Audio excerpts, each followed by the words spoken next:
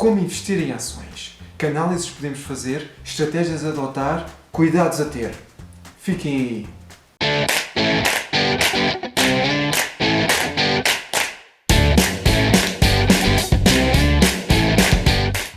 Meu nome é Aurélio Francisco e bem-vindos ao canal Microinvestidor, onde se investe com pouco dinheiro.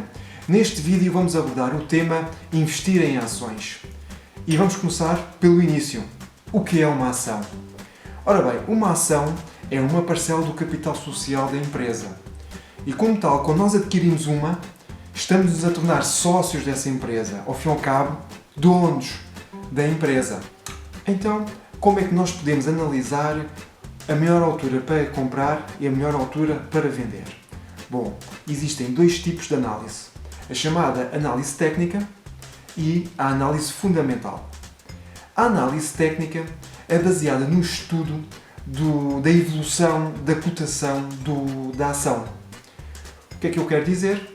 A ação tem o seu comportamento de subidas e descidas e a análise técnica incide exatamente no estudo dessa evolução. Para isso, eles criaram, dentro os traders, digamos assim, que são esse o nome das pessoas que utilizam este tipo de análise, eles criaram vários indicadores. Eu neste vídeo vou só falar aqui de dois. Não vou falar de média móvel, não vou falar da RSI, isso provavelmente ficará para um outro vídeo diferente. Mas vou falar de dois que eu utilizo muito regularmente, que é o suporte e a resistência. O que é isto, suporte e resistência? Como eu disse, o preço está sempre a baixar e depois começa a subir e depois baixa e depois sobe e tem a sua evolução.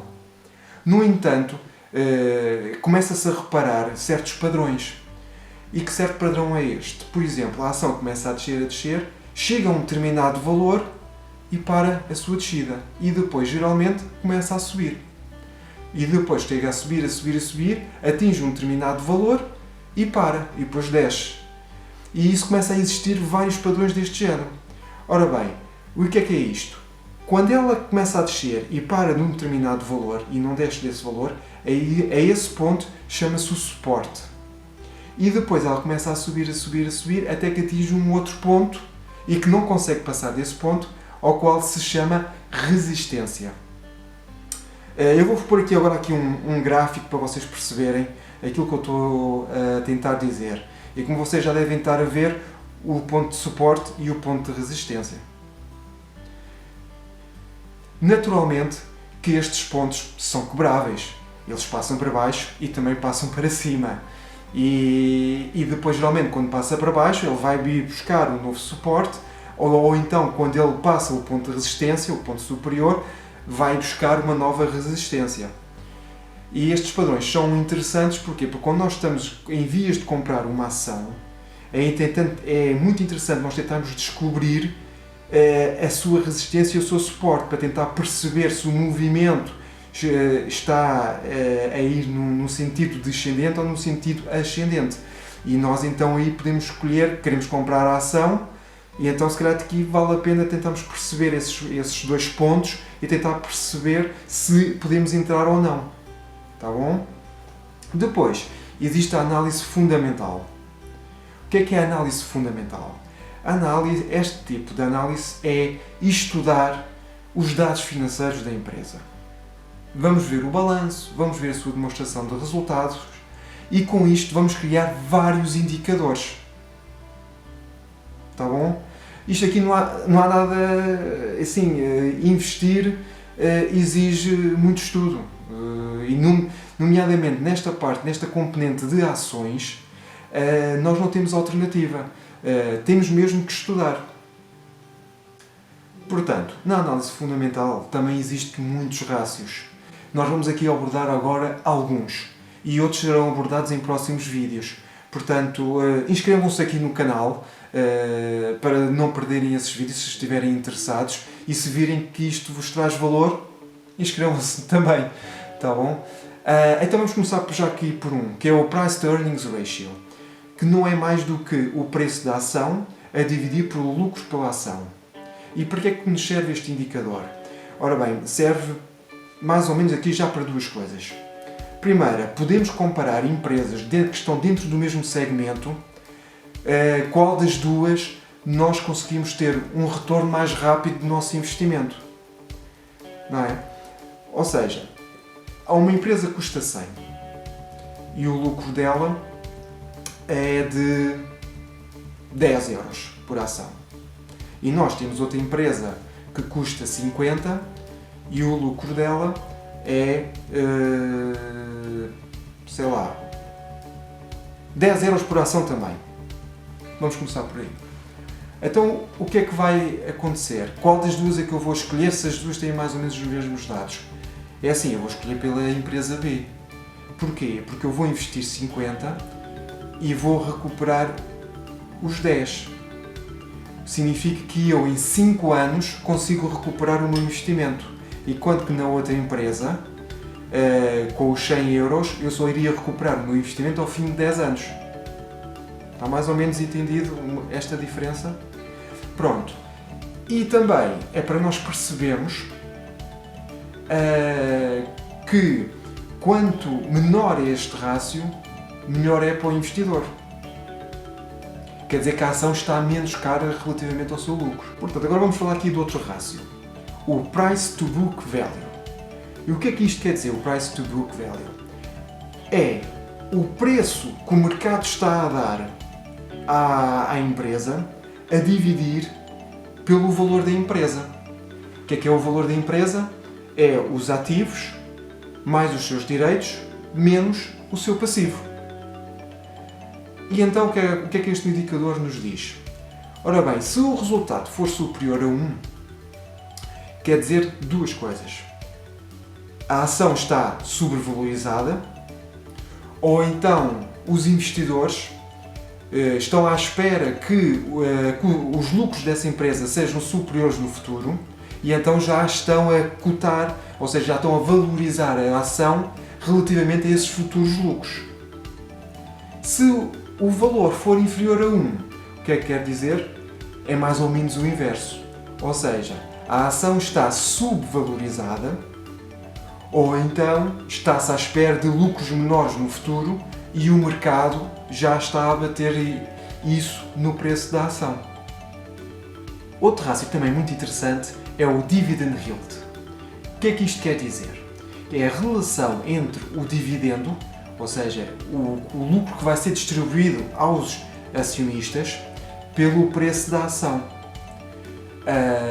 A fórmula é o valor de dividendo a dividir pelo preço da ação vezes 100, que é para transformar em percentagem. E nós, como investidores de dividendos, o que pretendemos é que este dividend yield seja o mais alto possível. Quando a empresa distribui dividendos, nós temos que ter em atenção aqui alguns pormenores. O primeiro pormenor que nós devemos ter em atenção é o payout ratio. O que é que isto quer dizer? É do lucro que vai ser, do lucro total da empresa, qual é a percentagem que vai ser distribuída pelos acionistas. E nós não queremos que essa percentagem seja muito alta.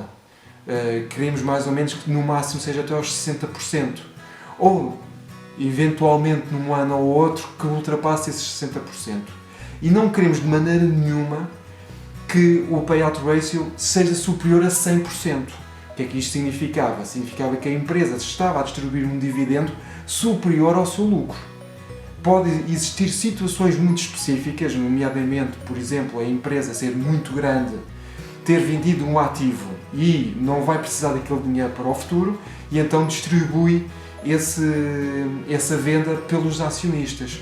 Isso são situações muito específicas. Agora, se está a distribuir um payout ratio muito superior a 100%, é preciso ter muita atenção ao que é que está a acontecer. Depois, também temos que ter atenção à data do ex-dividend, que é, ao fim e ao cabo, a data em que, quando o dividendo vai ser distribuído pelos acionistas, vai existir uma data onde o qual se perde o direito ao dividendo. Esta é a tal data do ex-dividend. Ou seja, até, imaginemos que a data do ex-dividend é dia 10 de Abril. Então, todos os acionistas que comprarem a ação até ao dia 10 de Abril vão ter direito ao dividendo. E no dia 10 de Abril, automaticamente vai ser descontado o dividendo do preço da ação. Porque se vai ser distribuído e se as pessoas a partir do dia 10 de Abril vão comprar a ação sem o valor, sem o direito ao dividendo, então já não pode ter lá esse valor. Tá bom? Imaginemos o seguinte caso: a ação vale 1 euro, vão distribuir um dividendo de valor de 10 cêntimos, então a ação no início da sua sessão vai logo ser transacionada menos esses 10 cêntimos, ou seja, a valer 90 cêntimos. E depois, naturalmente, que a partir daí vai começar a subir e a descer e até pode recuperar muito rapidamente os 10 cêntimos ou não. Pronto, mas isso já é o mercado a falar. E depois existe outra data, que é a data de pagamento, que ao fim de alguns dias a seguir à data de ex-dividend, geralmente existe a data de pagamento, que é a data em que os acionistas recebem então esse dividendo. Outro rácio também é o Price to Sales Ratio, que é o preço a dividir pelas vendas. Ou seja, o preço da ação a dividir pelas vendas por ação. E este rácio é muito interessante também utilizá-lo principalmente para empresas que estão em alto crescimento e empresas que ainda não têm lucros. Portanto, nós não conseguimos calcular o Price to Earnings Ratio, né, o preço sobre o lucro, porque ela ainda não tem lucro. No entanto, ela tem muita venda, as vendas têm estado a aumentar e nós, como vimos um potencial nessa empresa, então podemos utilizar o Price to Sales Ratio, em que basicamente, portanto, eu também já disse como é que é a fórmula, portanto, é o preço da ação a dividir pelas vendas por ação. Agora, vocês não se assustem por eu ter falado nestes rácios, vocês neste momento, felizmente, e até mesmo com o advento da internet, nós já temos sites que nos calculam estes rácios todos. Estes e ainda mais alguns. Eu vou falar agora aqui de dois. Se calhar até vos vou mostrar, se calhar vamos aqui soltar agora aqui para o computador e até vos vou mostrar aqui dois sites que nós podemos consultar e vou-vos dar aqui umas dicas para vocês poderem ir aos sítios e verificar estes rácios que eu acabei de vos falar e muitos outros. Esses outros, mais uma vez eu refiro, irão ser abordados em futuros vídeos, portanto, inscrevam-se. Ora bem, estamos aqui no site de investing.com. Este site traz muita informação e traz uma série de rácios e nós podemos analisar. Por exemplo, neste momento estamos aqui a consultar a ação Microsoft e se nós formos aqui a Financials e cá está Ratios e agora ele vai nos passar aqui para a página onde nós podemos consultar os rácios desta empresa. Olha, cá estão o Price to Earnings Ratio, o Price to Sales, o Price to Book que eu falei e portanto podemos consultar toda aqui uma série de informação e nós quando vamos comprar uma ação temos de estar sempre bem informados. Outro site é o Yahoo Finance. Neste momento por acaso eu estava aqui a consultar a Sonai e pronto, tem aqui outra série de rácios. Cá está o PE Ratio, temos aqui também o Beta. O beta é um rácio que nos permite ver qual o crescimento, por assim dizer, relativamente ao seu mercado. Ou seja, se o crescimento for superior a 1, se o beta é superior a 1, significa que a empresa tem um crescimento superior ao mercado, ou seja, o mercado sobe 1, neste caso a Sonai sobe 1.35. Pronto, e depois também tem aqui a questão dos financials, nós podemos vir aqui e nós aqui nos financials depois temos aqui todas as informações a nível de receitas, o balanço, portanto cá está o total de ativo, o total de dívida, aqui a nível do cash flow também, os fluxos de caixa, também tem essas informações. E então, agora chegamos a um ponto em que nós já conseguimos analisar, pelo menos melhor a nível de análise fundamental, uma ação. Então agora onde é que nós podemos adquirir ações?